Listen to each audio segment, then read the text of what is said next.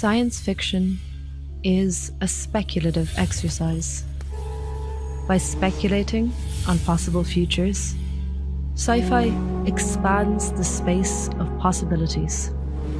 Crypto is an extreme kind of sci-fi because, as well as offering a vision of the future, it also provides the tools to make that future possible. Crypto is currently energized by a sci-fi called Solarpunk. Evolved from cyberpunk, Solarpunk is a utopian vision of the future characterized by its optimism. For solarpunks, the future is bright. Solarpunk casts away the dystopian shadows of cyberpunk and illuminates a world beyond the chaotic horizon. In many of the popular DeFi chains, Solarpunk hackers are creating transparent infrastructures for funding public goods. The shared belief is simple. Public access to a decentralized and transparent financial system will lead to a fairer and more just world. Solarpunk is crypto's conscious mind. It is bright, self-confident, and future-oriented. Yet the counterpart to Solarpunk faith is Lunar Punk's skepticism.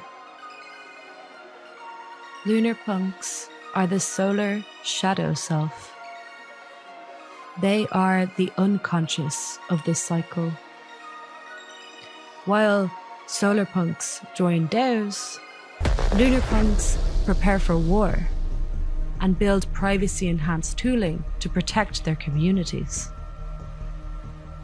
Lunarpunk first came into being as a subset of Solarpunk. It has always preferred encryption over the plain text paradigm offered by Ethereum and similar chains. Over time, the tensions created by Solarpunk tendencies have only multiplied. Lunarpunk has been forced to break away from the Solarpunk legacy and is now asserting its own. In the Lunarpunk imaginary, a conflict between crypto and existing power structures is essentially pre-programmed. Regulation forces crypto underground. Anonymity proliferates. The Lunarpunk vision is rejected as a bearish nightmare. Its foundational conflict, nation-states banning crypto, is dismissed by Solarpunk because it produces fear, the kind of fear that compels people to grab their money and run. The optimism of Solarpunk has become synonymous with bull market cycles, while pessimism is associated with the bear. Lunarpunk offers something beyond this simple oscillation. It is a moment of insight between market cycles, a glitch in the hologram where the source code shines through. Solarpunk fragility. Fragile, something that breaks when shaken. Antifragile, something that absorbs shocks and becomes stronger. Consider the following. Crypto's core innovation is a diptych. It empowers users while equally diffusing its attack surface. User empowerment is negatively correlated with fragility. The more empowered a user base, the more anti-fragile a network becomes. User empowerment and system anti-fragility are in positive feedback with each other. But this cycle also runs in reverse. In a transparent system, users are exposed. If the external environment turns hostile, this information can be weaponized against them. Faced with persecution, users will opt out, triggering a descent into fragility. The Solarpunk mindset is essentially optimistic. Transparency in Solarpunk systems is the spirit of optimism projected outward. By building transparent systems, the Solarpunk says, I have faith that the law won't turn against me. Its insistence on optimism prevents it from preparing for the worst-case scenario. This is the core of Solarpunk fragility. Dark optionality. Antifragility hinges on unknowability. The future is dark. It cannot be predicted with meaningful certainty. Optionality has been called the weapon of antifragility due to its ability to leverage this darkness to its advantage. Optionality assumes your prophecies are wrong most of the time. Being wrong is cheap, while being right is disproportionately rewarding. Lunarpunk integrates optionality because it thrives in the worst-case scenario. If the Lunarpunk thesis is wrong, the supercycle continues. If it's right, crypto enters its next phase armed with the appropriate defenses. Being well defended means going dark, using cryptography to protect the identity and activity of users. A prophecy. Anonymity is first compelled into being as an adaptation to mass surveillance, but its existence also further justifies surveillance efforts. This is a positive feedback loop that implies anonymity and surveillance are fated to escalate. Left running long enough, the loop triggers the next phase in the Lunarpunk's prophecy, what is known as the regulation trap. In this phase, governments use the increase in anonymity as a scapegoat to leverage the full extent of their power against crypto. Yet, by cracking down on crypto, hostile powers simply further its justification. Crypto's utility will be correlated with the extent of the crackdown. It expands disproportionately with each received blow. The lunar cycle. The sun is both a symbol of nature and of tyranny. Through its insistence on transparency and identity, Solarpunk inherits the dual characteristics of its central symbol. Solarpunk systems are desert landscapes in which users are endangered and exposed. Lunarpunk is more like a forest. A dense cover of encryption protects tribes and offers sanctuary for the persecuted. Wooded groves provide a crucial line of defense. Lunar landscapes are dark. They are also teeming with life. Lunar tech is owned and operated by the people themselves in service of their freedom. The lunar cycle upholds democratic techniques against authoritarian technology, freedom against surveillance, and diversity against monoculture. By favoring transparency in its systems, Solarpunk is tragically engineering its fate. Surveillance, the mechanism of authoritarianism, is bound to the Solarpunk destiny. For Solarpunk to succeed, it must integrate the Lunarpunk unconscious. The only hope for Solarpunk is to go dark.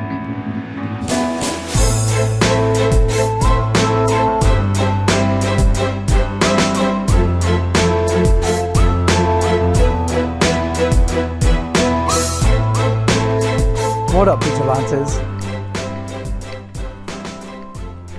Whenever I think about the crypto space in general,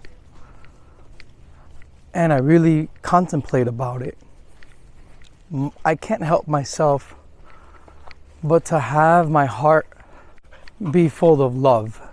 I can't keep myself from experiencing and really feeling the love that crypto and Bitcoin means to me and to the entire world.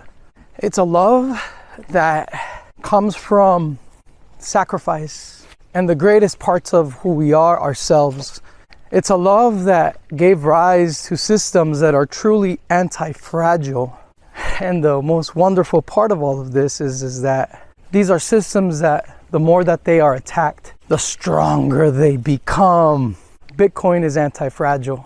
And everything else that has come from Bitcoin, from what Satoshi gave us, if it's properly designed, it is also anti-fragile. We live in an anti-fragile world now.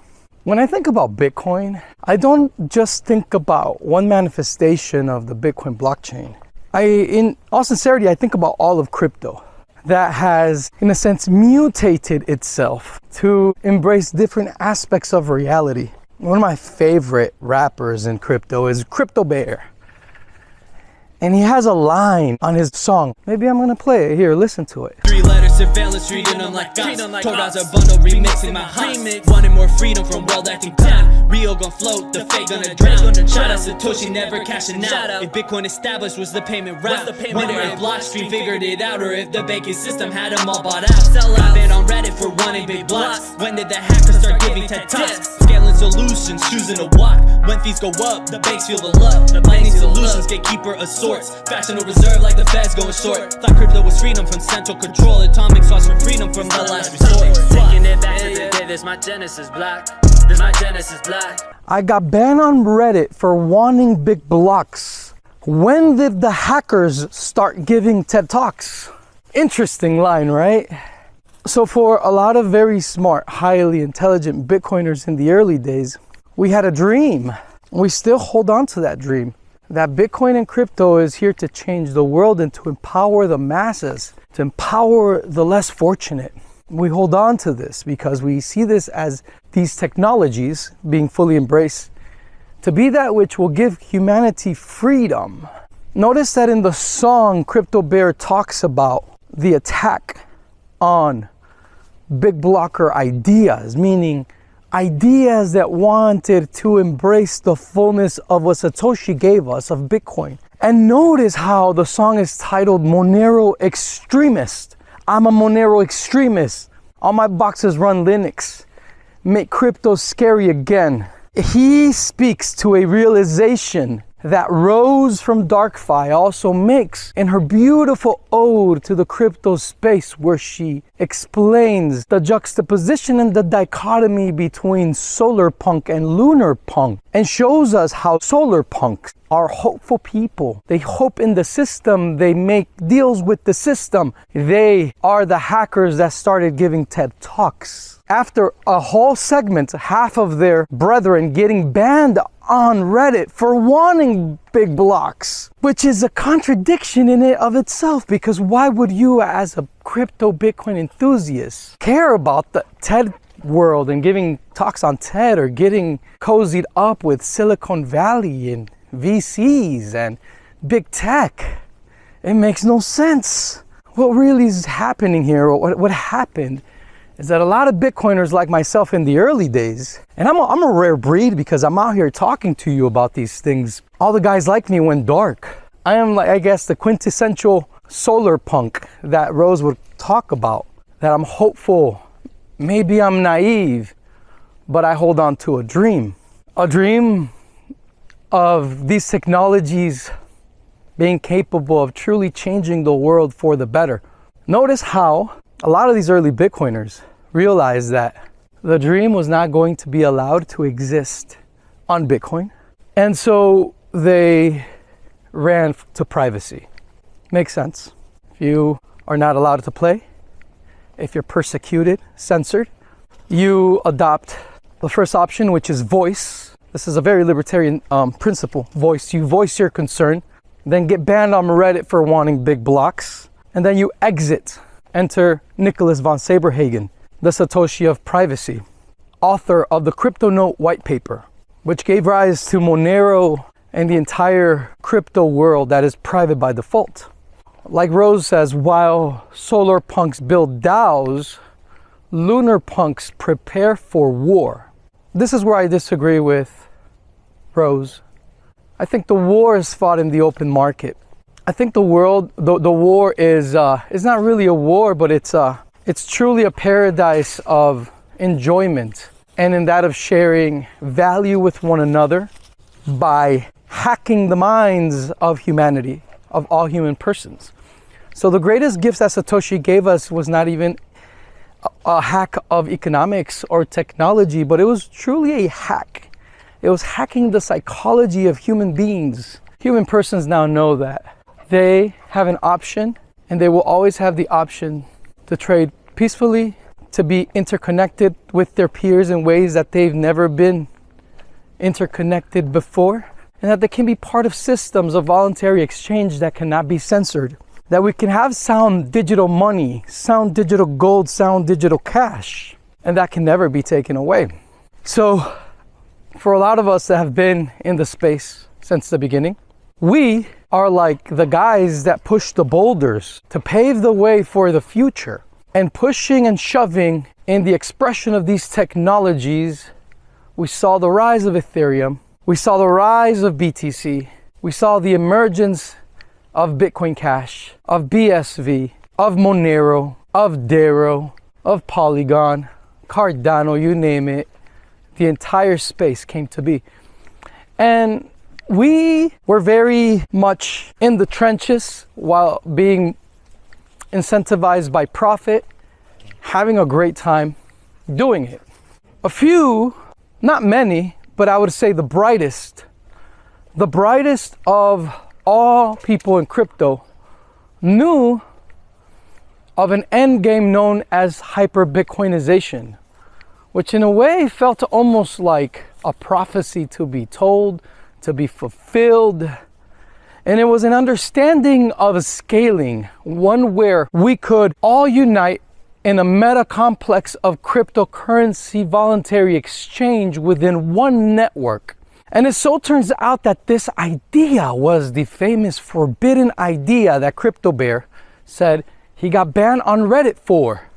Because it was not just an idea that revolved around big blocks, but it also had to do with computational power and embracing it all within one network. This idea still exists. This idea will continue to exist because it is that valuable, that important, that once a person understands it, that individual cannot go back and cannot pretend as if that did not exist before. The truth is that these ideas, they are here to stay. These ideas are not going anywhere. And these ideas are driving crypto right now.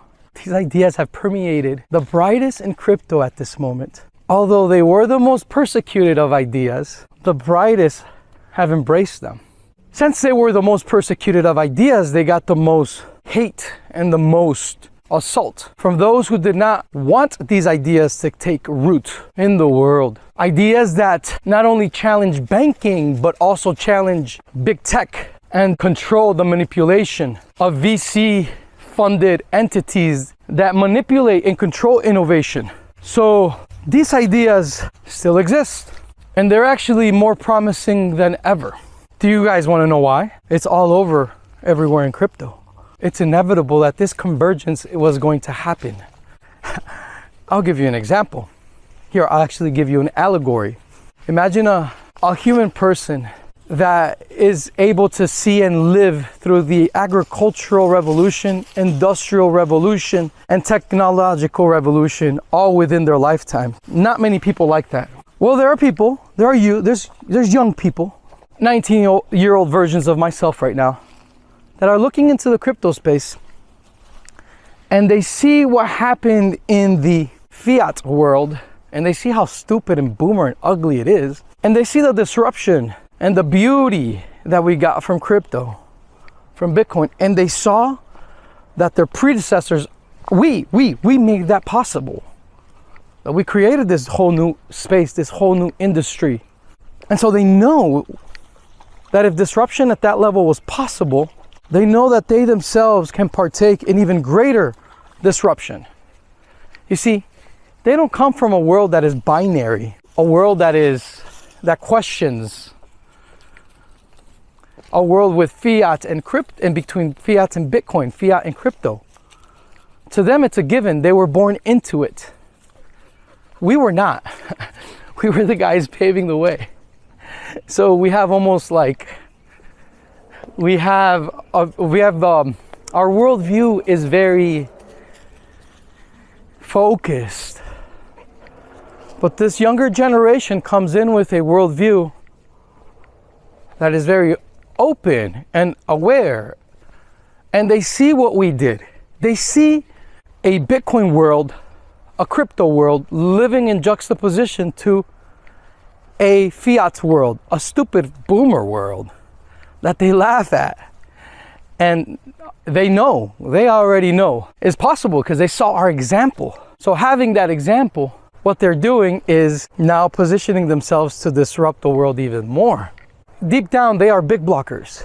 They laugh at ideas that are stupid, like catering to VCs. Sure, you'll milk the VC, but the notice that the trend is to move on chain, to build on layer ones that scale. And notice that they don't care. They're not pushing boulders. So I was one of the guys moving the doors, right? It's like, in Game of Thrones, Hodor, the guy, the big giant that's holding the door so that the kids can run through. So that was us. We held the door and all the kids ran through. And now we can see the kids having fun. So we can let go of the boulders, let go of holding the door open for them.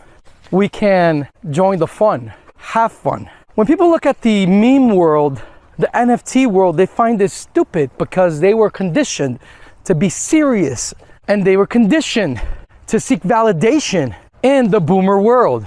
Therefore, Crypto Bear says, when did the hackers start giving TED Talks? These people that did not see or understand the vision of what was possible with Bitcoin went back and sought validation from Silicon Valley big tech. So this is a process of moving from the old into the new. That leads us to the world of on-chain scaling, which now everyone refers to as L1. L1 scaling is the holy grail that very few truly understand still, because they don't want you to understand it. L1 scaling is, if you want to position yourself right now in crypto, whether you be a creator, whatever way, if you're in crypto and you want to position yourself, Wayne Gretzky would say, don't go where the puck is now, go where the puck is going. Then you need to position yourself in the best of layer ones. And honestly, by me saying these things, I am destroying the investment thesis of venture capital right now, but I really don't care about those people. Which is that right now they're trying to milk the crypto space for as long as possible as they keep trying to figure out how to position themselves against something that in its nature is anti-fragile and will never go away.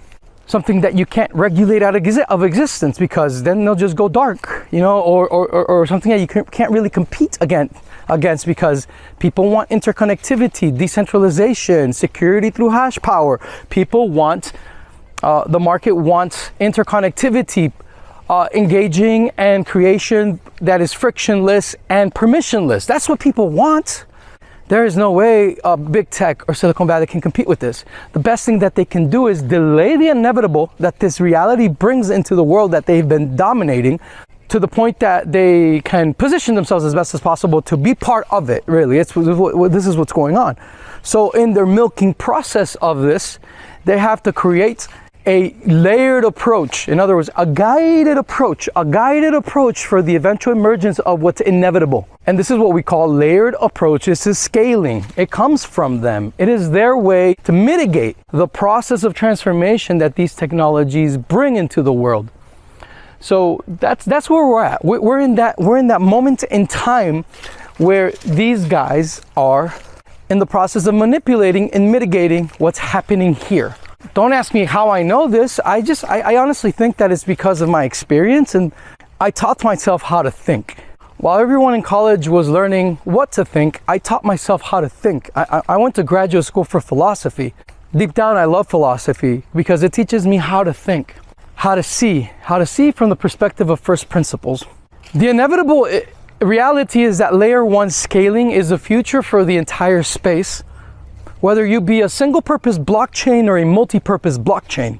We are seeing this manifest in real time, where my argument is made by the investment of Silicon Valley itself, because right now, as you've seen throughout this entire evolution of crypto, that included the Bitcoin civil wars, you see big tech and venture capital positioning themselves, promoting layered approaches to scaling, layer 2s, and even 3s, which is kind of funny. The failure of these networks that are supposed to expand the layer 1s, because they're not dumb, they know that these are failures. Inherently, they're going to be failures. The failures are such that now the movement has begun to revolve around positioning layer 1s as layer 2s. In other words, if you study the science of complex social networks, there's an actual textbook by that title, I highly recommend, by the authors whose last name is Redondo, you will see that the topological graph of different networks of how nodes interrelate with each other are like mathematical formulas and geometric structures, in which we find that the best type of network structure is the blockchain itself, because it is the most efficient routing process for nodes to be interconnected to each other, which is a beautiful thing. And when you add proof of work to that process of interconnecting, you're given a symphony of aligned incentives that we truly are yet to experience in crypto and in the world. And that symphony of aligned incentives is called Hyperbitcoinization. So layer 1s are being sold as layer 2s. And when you have a layer 1 being sold to you as a layer 2, implicitly you're being told that in reality, the best type of network is a blockchain. But notice that these are blockchains controlled by those who run them, namely venture capital. And the best example of that would be the Merlin blockchain that's being promoted as a layer 2 to BTC. The Base protocol, which is promoted as a layer 2 for Ethereum. These both are blockchains.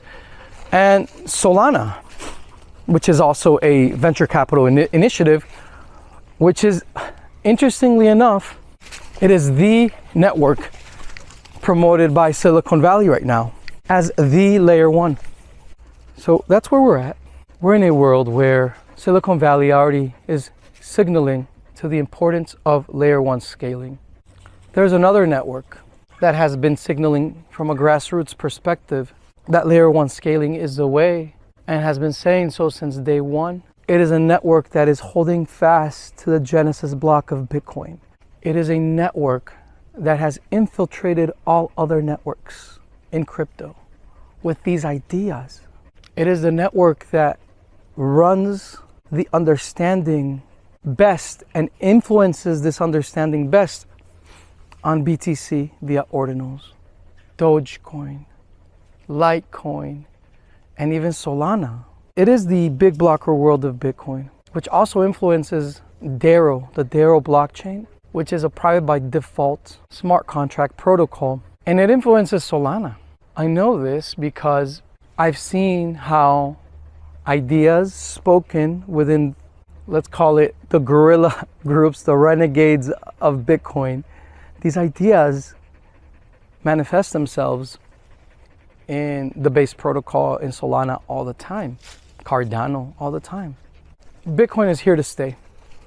Everyone in Bitcoin knows that there is a path, and everyone in Bitcoin knows that Bitcoin has to account for that layer 1 multi-purpose blockchain world. And everyone really knows as well that a second layer won't suffice, won't be enough, won't be efficient enough, won't be fast enough, effective enough, or interconnected, because by its principle, it's a layered approach, is a divorce approach to scaling. I'm an anarchist. I don't care for government law, but I respect it as much as I would respect anyone that holds me up with a gun and asks for my wallet. I'll hand over the wallet unless I have a gun or no kung fu, obviously.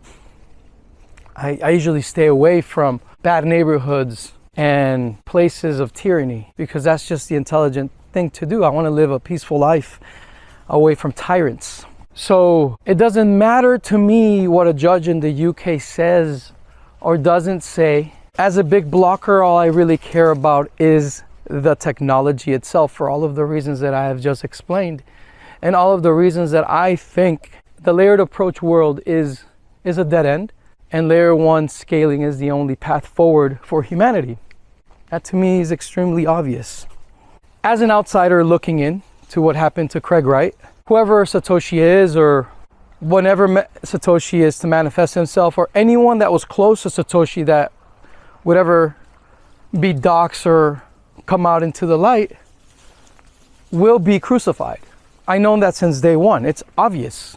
And just like Christ was crucified and humiliated in the court of law, the same thing is to happen to Nicholas von Saberhagen of Monero, the author of the Crypto Note white paper, if he were ever to come out into the light, or if he were ever to be doxxed. So yes, people around Nicholas von Saberhagen should protect him and never allow him to come out into the light. It's ridiculous for me to even care. I don't care about anything a judge for me says or doesn't say about that topic. It's kind of pointless, really, because as an anarchist, I think that I espouse the libertarian philosophy of decency, the non-aggression principle. So I don't need a guy in a robe to tell me how to live my life when I know I follow my own moral compass. And I associate with people that are moral and strive for virtues. But I've noticed a pattern. I've noticed that every time there has been an influential Bitcoiner that has been a big blocker, like Gavin Andreessen, Mike Hearn, even Jeff Garzik, I've noticed that they've been bullied out of the space. Every time a big blocker that is of influence and prominence speaks out and gives you an idea of an on-chain world where we can have data on-chain, where we can have an on-chain economy, that person is bullied out, harshly out of the space. Mike Hearn himself says in his farewell to Bitcoin, he tells you how his entire, because they were signaling for a bigger block size in Bitcoin before the Civil War. And he tells you how it was not his computers that were DDoS attacked. It was the entire ISP of where he lives and where these servers and these miners were that were DDoS attacked. In other words, this attack was no small scale attack to prevent a big blocker Bitcoin world from emerging. So my message to big blockers out there that still remain steadfast on the hope of the fullness of Bitcoin is, my friends, you have to listen to the words of Rose from DarkFi. You must embrace privacy, at the very least to protect yourselves. So in other words, I really don't care about this legal case. I will say this to anyone watching and that desires to ask me the question, well, Raf, do you think he's Satoshi or not? This is my answer. And I just pretty much gave it to you. Every single big blocker that has been of prominence, that has explained or been in favor of a big blocker world version of Bitcoin, has been crucified. Why? Why is that? So I think Craig Wright, with his antics and everything, was a disaster in and of itself. We all know that. I'm just saying, as an outsider looking in, this looks like a humiliation ritual. It really does. Where I see this whole legal stuff as just a ceremony of going through the motions, pantomiming something. And it really doesn't matter, because they weren't expecting that these big blockers' ideas are now all over crypto. Solana is a big blocker breeding ground of, it's like a big blocker incubations chamber where you're incubating a bunch of young minds to think and dream big, to defy the status quo in ways that even Bitcoiners have a hard time understanding. Because I'm telling you, out of Ethereum and out of Solana, you have innovation that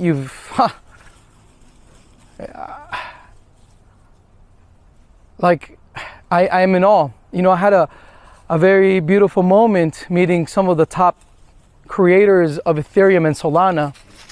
And I didn't share much time with them, but the time that I shared with them was enough for me to understand them. They operate, like I already explained to you guys, in a completely different paradigm. They see the world from a different perspective. A fresh one, a new one that is not limited by the experiences of those who paved the way for Bitcoin and crypto in general. They come with energy. They don't have to push the boulders that we push. They don't have to. They're just walking in. So if you're an OG Bitcoiner, no matter what stripe of Bitcoiner, like guys, the future's already been figured out. We know how to scale on-chain. We know how to take these technologies to the next level. We know that the future of crypto will be a competition amongst the best layer ones. And the best layer ones is where my focus is now. And it has always been, but meeting these Solana and Ethereum entrepreneurs really solidified that for me, because these technologies are anti-fragile. So here's a test that I pose to everyone out there, and I've already challenged many people, because of course this boomer court case is something that everybody talked about and blah blah blah and cared so much about. You know, I would want to know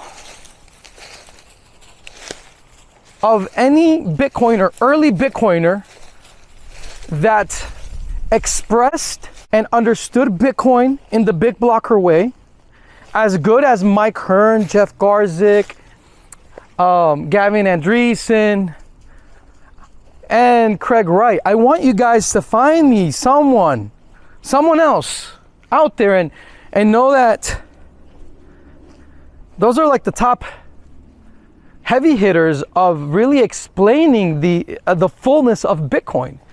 Because the understanding of Bitcoin as Bitcoin from the small blocker perspective, the atom back, you know, worldview, is one which is dead, has no life.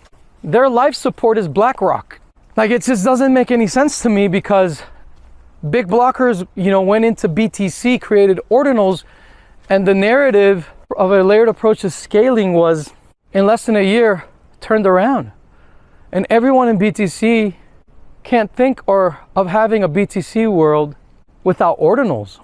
So much financial and economic pressure was put in 2023 on BTC from big blockers that went into BTC, that we saw the chaos that erupted with the Lightning Network, where 3 of their top developers actually rage quit that desire. Where now you have guys like Paul Storks admitting to the world and saying, yeah, this was just foolish the entire time. Like, yeah, dude, it was. It was. So what happened after that was that BTC started a new idea, because the Lightning Network had failed. So there was a new idea in 2023 for a layered approach to scaling called Bitcoin Turing Complete. And this new layered approach to scaling revolved around an implementation of Bitcoin Turing Completeness called BitVM. And that's what they're selling venture capital right now. That's how they're getting their VC scraps at this point, which is ridiculous, because you can actually, the ideas of Bitcoin Turing Completeness properly come from Turing Completeness on-chain, not off-chain, but Turing Completeness on-chain. And these ideas are big blocker ideas because they're on-chain ideas. And the leading developer behind that is a BSV guy by the name of Whmo Lu. And the inspiration behind Bitcoin Turing Completeness on BTC, as stated by the top BTC developer here, Super Testnet, here on this channel, to me and to Whmo. What BTC is selling as a layer 2 approach to scaling now is a repackaged version of big blocker technology to be used as layer 2, where these technologies were always meant to be used as layer 1. I'm just telling you as it is. So take that information, look into it for yourself. It's the truth. Challenge it if you want. Prove me wrong. But I really don't see it any other way. So a new BSV node is about to drop. Watch one that is open source and not affiliated with any of the boomers, Craig Wright, Calvin Ayre, Stefan Matthews, and all that bullshit from BSV, which is extremely, in my opinion, hopeful for the world. And I expect for there to be many more open source nodes for the big blocker world of crypto, of Bitcoin, because I know that that is the one way we scale, and that is the one way that we come to hyper-Bitcoinization. So I've never been more hopeful in my life, because now I know the path has been cleared. And now I know that all of the youth coming in will realize right away that a layered approach to scaling is an admitting that the layer 1 you're working with is crippled and bullshit. So I feel very good, very hopeful, and I'm learning a lot. I'm learning a lot from the generation coming in who's studying and taking in crypto with fresh eyes. I'm learning a lot from them, and I'm loving this experience. I really am, guys. I give you guys an example. I mean, when I went to the first Darrow conference, I walked in and I was expecting a bunch of like old school cypherpunks, you know, the guys that only walk around with they don't have a phone. I was expecting, you know, a bunch of old school hippie guys with gray hair, saying, you know, the guys that, you know, you run around once in a while find, and they're like, man, we really screwed up with the internet. You know, I don't ever touch a computer, but these guys were the ones that created the internet. And now they're like rebel hippies, kind of disgruntled that they paved the way to the surveillance technocratic states, right? I thought I was gonna run into that when I went to the first Darrow conference. And when I got there were a bunch of young guys and women, young girls, young guys, all in their 20s. But online, they come across as sages because they're just extremely smart. And I'm like blown away. I was so blown away, guys, that I literally had to go back out and I started tearing up because I'm like, wow, man, like this is the most beautiful thing I've seen. You know, it's like, it really is. It was just so beautiful, man, to me. And it still is, to know that there is a young generation that's here already working. And we're gonna have even more people coming into crypto. We've only begun, really, guys. If you really think about it, everything that we've lived for and lived through in crypto and Bitcoin is just like a bunch of kids walking into a new place, a new forest, and just kind of like making their way through and taking different paths and figuring out this new landscape of possibilities.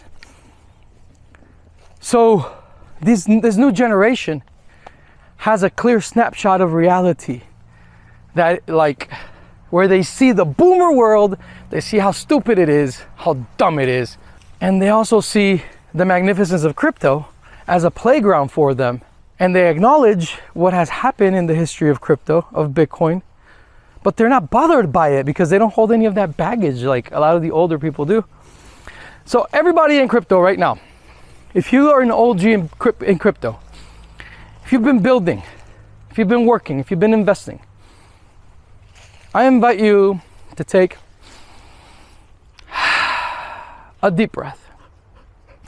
And I invite you to do the following intellectual exercise. Meditate on this. You just arrived. And you are young. You're 22, 19, whatever, 17. and everything is in front of you. And at this point in time with you, with that age and that vigor and that enthusiasm and that energy, you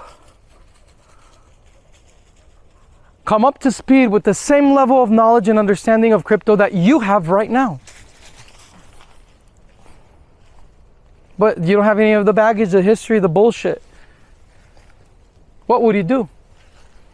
How would it feel to be that young person that encounters this world for the first time? And that now, because everything moves so fast, that you already understand as much as you do right now, but you have that youth, that vigor. How would it feel? What would you do? What would your outlook be? The boulders have already been pushed to the sides. The path is clear. What would you really want to do?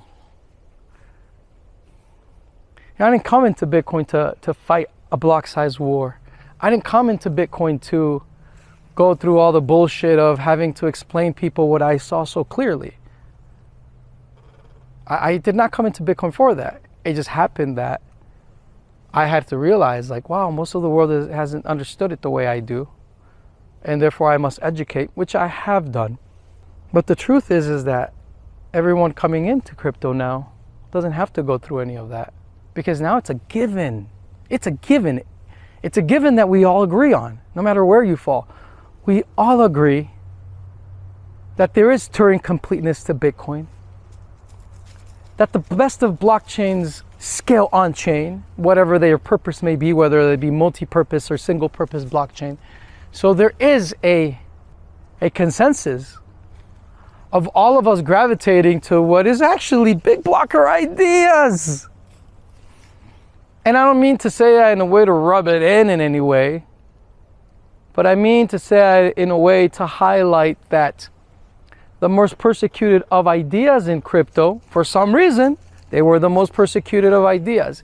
And yet they are the locus of focus for everyone who's building, for everyone that's investing, whether they implicitly or explicitly acknowledge it, or whether they're like completely aware of it, or unconsciously, or just completely unaware of it. The truth is that we are in the playground now, in the playground of the blockchain. So I can't see how Solana is not going to surpass Ethereum. Sorry, Ethereum, but it's the truth. Why would anyone build on Ethereum when they can just build on Solana? More efficient, faster, all on layer one, more interconnected, cheaper. It's obvious. Same thing goes for the UTXO world, the proof of work world. We already know that we want an on-chain economy. Just look at BTC Ordinals. Look at Doginals. So what are your logical conclusions with those premises? Well, obviously the proof of work UTXO world has and knows that it will compete and must compete with Solana. And to be completely honest, I think that that's why BSV has gotten so much hate. I don't think it has anything to do with these boomers. And you know how I know? Well, if my thesis is correct, then BSV will continue to be attacked even after Craig Wright and Calvin Ayre leaves. I hope I'm wrong. But given my experience with how much animosity big blocker Bitcoin ideas have received, that's what I expect. I expect for BSV to still be attacked post all of this. But the beautiful thing is that these BSV guys are just so committed that they're still going, and they're all creating their own open source nodes, and they're embracing degenomics, and they're competing with it. They see themselves as competing with Solana head on as the proof of work UTXO counterpart to on-chain scaling, which is awesome. It's very hopeful. It's very beautiful, and it's very life-giving. And it's everything that has happened, to be completely honest, guys, even, with the boomer bullshit, has been very fruitful, very healing, and wow, this forest is beautiful. Wow, this is like it's like me discovering the big blocker on-chain world, right? It's like nature is amazing, guys. If you're in tech, you need to get out in nature. Tech is very masculine. Tech is very heady. Is very logical. you guys need to embrace nature. Nature is feminine, and nature will inspire you. You need to go back to Mother Earth. You need to enjoy yourself. Yeah, I literally can spend days in the forest, and that's actually do that. I love the forest. I love the jungle. I was at a conference with a bunch of big blockers in Costa Rica, and 3 of them went up to meditate on the canopy in the rainforest, and they all like went into, I guess, some sort of meditative trance, and they fell asleep. And they told me that the story was that when they woke up, they were surrounded by monocongo.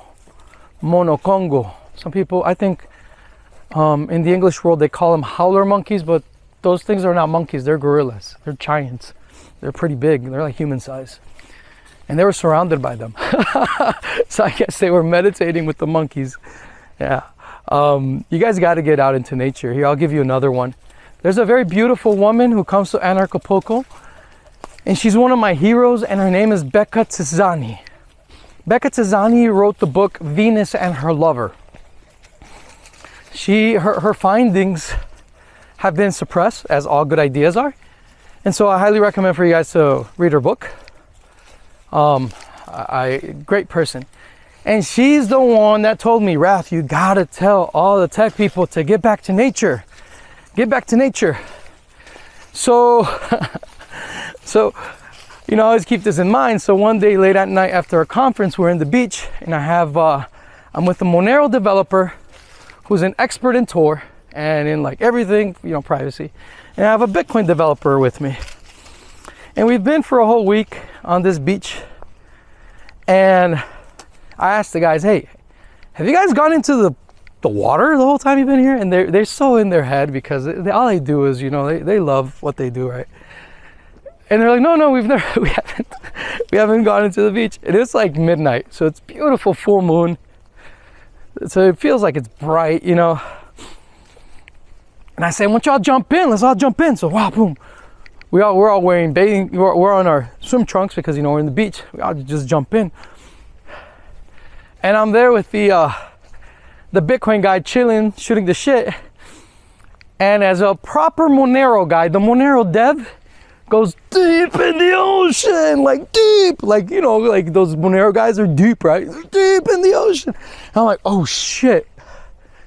And it's almost like, you know, it's like the polar, I saw like the polarity between being someone who's so deep in tech, right? Like a Monero dev, right? A Monero contributor.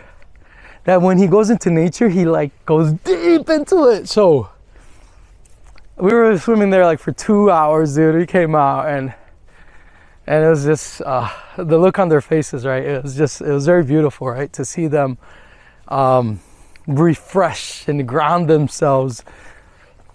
I guess you call it with the Schumann resonance, right? With grounding themselves with Mother Earth.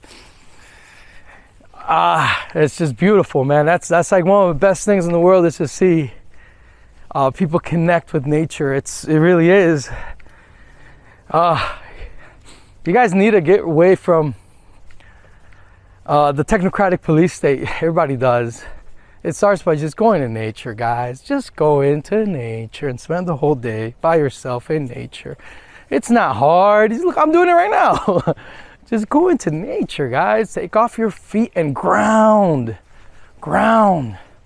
I've been grounding this whole time. Barefoot, just chilling, walking with Mother Earth. That's something that, I mean, get back into your body. Your body is home base. It doesn't matter if you're a billionaire, how much money you got, but if you are not connected with your body, then home base, you know, you take your body anywhere you go. Everywhere you go, you're gonna take your body. So if you're in tech, if you're a Bitcoiner, if you're a Monero dev, by all means, please get into your body. If you have a hard time, if you're, you know, into crypto and you know, get into your body. If you have a hard time, by all means, get yourself a coach. You know, people come to the Crypto Vigilante to get coaching on operational security, fundamental analysis, and technical analysis. Well, get yourself a coach, a physical coach, to really help you, if you have a hard time, working out, and getting into those healthy rhythms, because you got to take care of your body, especially if you're an OG Bitcoiner, OG Monero guy. I want you to be as strong as possible, as healthy as possible for as long as possible. I don't want artificial intelligence. I want your natural intelligence. Hyperbitcoinization, it is the convergence of all of our natural intelligence coming together in a swarm intelligence, a swarm of natural intelligences protected by proof of work, where we all look out for what's best for each other, and the honesty and within the protection of SHA-256 of hash power. That's the dream. That's the world I want to be part of. I don't want to be part of a world that is proof of stake, that where the same cabal of people remain in control with a technocracy. Have you guys seen those Whmo cars? They're freaky, guys. Those Whmo cars that are like transportation, they have like cameras all over, and they serve as like, supposedly the idea that they're selling to the public is that they are the Uber without the driver. Okay, sounds nice, right? It doesn't sound like harmful, right? We all know what Uber is. But the funny thing is that, no, that's what they sell you. The reality is that Waymo is the new cop. It's the robot surveillance. That's what Waymo is. Nobody seems to notice. Nobody seems to care. So what do you have as an option against the technocratic state? You can do as the Monero guys did once they saw that they were being banned on Reddit for wanting big blocks, like Crypto Bear says in his song. And what are you gonna do? Hide in privacy? Well, yeah, I mean that seems like the only option, right? DarkFi is correct. Rose is correct. I mean, if they're not really allowing extreme capitalism to emerge on chain within proof of work in a way that it scales in parallel scaling with the UTXO model that Satoshi gave us, they keep resisting that. There's such a resistance, such an attack. Then if that is not given space, if people don't really embrace these ideas, your only option will be to hide in privacy, in anonymity. So Rose from DarkFi is not wrong. She's right. Do you want to live in that world? I don't. I mean, if I have to, I'm comfortable with it. I live very close. I like the Amish a lot. I really admire them, their lifestyle. So I would live like the Amish. I have no problem. I actually want to live like them. I sincerely do. I think it's beautiful. That's definitely an option for humanity. But the clown world will go on, and it'll be even worse because you won't have a Wall Street to go protest. You won't, if for the next 2008, you're not going to be protesting in front of a central bank. What, you're going to protest in front of the Ethereum central bank that doesn't exist? So it's a blockchain. It's Solana. Well, you're not going to be protesting there either. It's a blockchain. It's nowhere and everywhere at the same time. This is why big blockers fight so much for a big blocker version of Bitcoin, guys. It's because it is the only version of Bitcoin that actually changes the world. Jack Lew gave the presentation and he broke down all of this at the TCV Ordinals Summit. I'll link in the description below. That's a must-hear conversation, must-hear talk. That was a great keynote speech by Jack Lew. It was amazing, world class. It's incredible, incredible. A lot of people think that, well, Raf, with privacy by default, we're able to do all this as well. And I'd say to you, yes, you are indeed correct. You can do that. Yes. The one problem is that you won't be as competitive in the areas of speed, network effect, network dynamics, interconnectivity, cost efficiency, speed. So I still hold, and it's just fucking obvious, I just can't keep myself from talking about it, that the big blocker embrace of the fullness of Bitcoin is a gift that must be continued to be embraced by us. And we need to keep fighting for it. I am so happy. Honestly, guys, I wasn't expecting anything else but what happened with Craig Wright to happen. Like, to me, it's a no-brainer. Like, no matter what, that was the outcome, right? Yeah, to me, it was a no-brainer. Like, it doesn't matter. Actually, it's the best thing that could have happened. We need to get rid of that shit. Oh my God, it's amazing. Fuck the BSV ass and the NAR and all that legal shit. It's pointless. It's dumb. What matters is that we, as human beings, can come together, owning our own data, scaling on chain, interacting on chain, and growing incentives for miners, for entrepreneurs that don't make you as a Bitcoiner rely on externalities like BlackRock. Oh my God, what the fuck? Like, where am I? Like, since when? Like, what the fuck? I can't believe this shit, right? Like, when people started like praising BlackRock, I'm like, what the fuck is wrong with you? Like, shit, I understand we had a civil war and we disagree on scaling, man, but holy shit, man, am I glad I'm not you, you know? You're so hopeful and happy for BlackRock. Like, what the hell? Like, that, see, that to me is like, those are the consequences when you make the network dependent on externalities. When you don't scale on chain, you end up literally making yourself a fool, making into yourself a fool. Sure, good for you. You're getting fiat printed out of the mill by these banksters, and you're getting, hey, you know what, great exit liquidity if you want to, and you know, yes, you're getting rich, man, but at the cost of what? At the cost of selling the soul of Bitcoin to banksters? You think that's something to be proud of? I don't call you a Bitcoiner, sorry, buddy. I call you a Judas. A Judas to Satoshi, who is selling Bitcoin to banksters. Fuck is wrong with you? Being happy that BlackRock is here. Like, are you serious? Like, are you that, like, demented? And are you that, you have that little wit? Or short-sighted?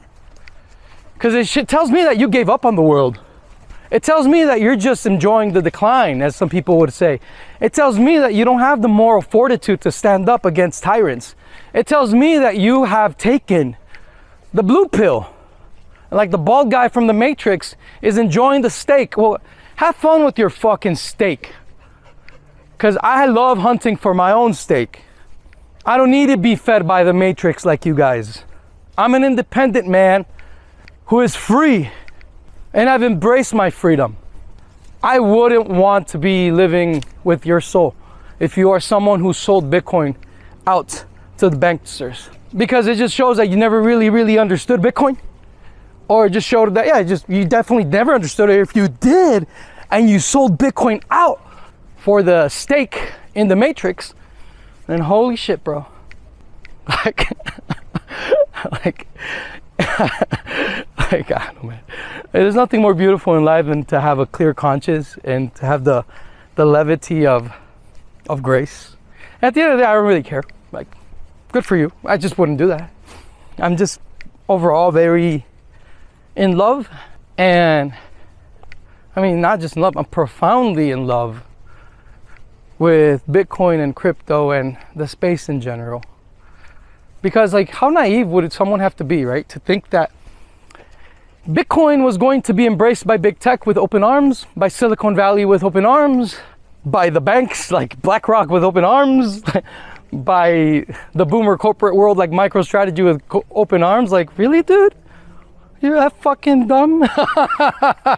It just shows me that you never, like, really, like, understood the fullness of Bitcoin and the threat that it truly is to that establishment. And it's and that's just naive. Look, the real Bitcoin has to go through its crucifixion, and in that crucifixion, the real Bitcoin has to like have its resurrection. Peace, love, anarchy.